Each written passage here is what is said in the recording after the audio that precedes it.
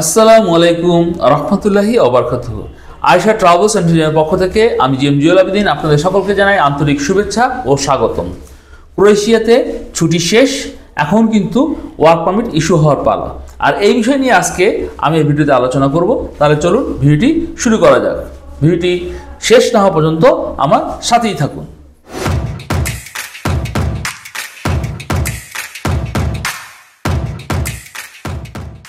ক্রোয়েশিয়াতে কিন্তু বড়দিন এবং খারাপ আবহাওয়ার কারণে প্রতি বছরই একটা নির্দিষ্ট সময় ছুটি থাকে। এটা আপনার ডিসেম্বর থেকে ছুটিটা শুরু হয় এবং জানুয়ারিতে শেষ হয়। যেমন এবছর কিন্তু জানুয়ারি 10 তারিখ পর্যন্ত ক্রোয়েশিয়াতে ছুটি ছিল, ফলে ওখানকার সকল প্রতিষ্ঠান বন্ধ ছিল। তো জানুয়ারি 10 তারিখের পর কিন্তু অর্থাৎ জানুয়ারি 10 তারিখে ছুটি শেষ, 11 তারিখে আপনার ক্রোয়েশিয়াতে সমস্ত প্রতিষ্ঠান খুলে গেছে এবং এর ফলে কিন্তু বর্তমানে তাদের কাজকর্ম শুরু হওয়ার কারণে তারা কিন্তু ওয়ার্ক পারমিট ইস্যু করা শুরু করছে। আর ওয়ার্ক পারমিট ইস্যু হওয়া মানে কি, আপনার ভিসা ইস্যু হওয়া শুরু হবে।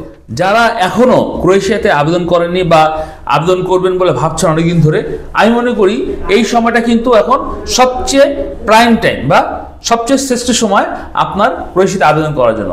কেননা এক নম্বর হলো ক্রোয়েশিয়াতে ছুটি শেষ, কাজ শুরু হয়ে গেছে। আবার 2 নম্বর কিন্তু দেখেন বাংলাদেশে কিন্তু ক্রোয়েশিয়ার অ্যাম্বাসি আসে, মানে ভিএফএস গ্লোবালের মাধ্যমে ক্রোয়েশিয়া তার ভিসা ইস্যু করছে।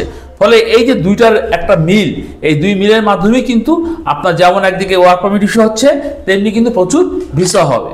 একটা বিষয় কিন্তু আমি আপনাদেরকে বলে রাখতে চাই, তা হলো আপনারা যদি এখন ক্রোয়েশিয়াতে ফাইল সাবমিট না করেন বা যারা চিন্তা করছেন সেঞ্জনভুক্ত দেশ ইউরোপে যাবেন, তারা যদি আপনারা সামনে না আগান, তাহলে কিন্তু একটা অ্যালার্মিং নিউজ আমি দিয়ে রাখছি আপনাদেরকে।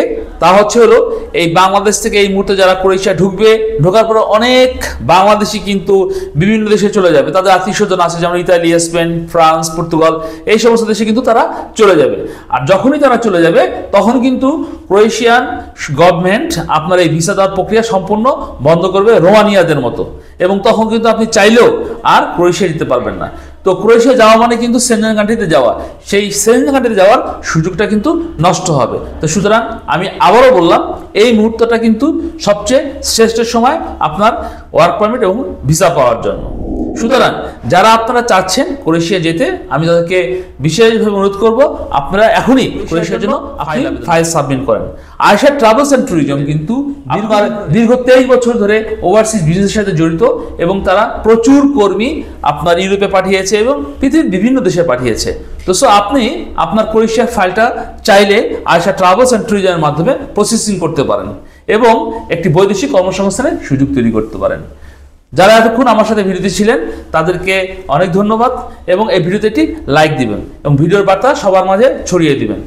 যারা আমাদের চ্যানেলটিকে সাবস্ক্রাইব করেছেন তাদেরকে অসংখ্য ধন্যবাদ। আর যারা এখনো আমাদের চ্যানেলটিকে সাবস্ক্রাইব করেননি তাদেরকে অনুরোধ করব আমাদের চ্যানেলটিকে সাবস্ক্রাইব করে আমাদের পাশে থাকার জন্য। সকলেই ভালো থাকবেন, সুস্থ থাকবেন, নিরাপদে থাকবেন। আল্লাহ হাফেজ।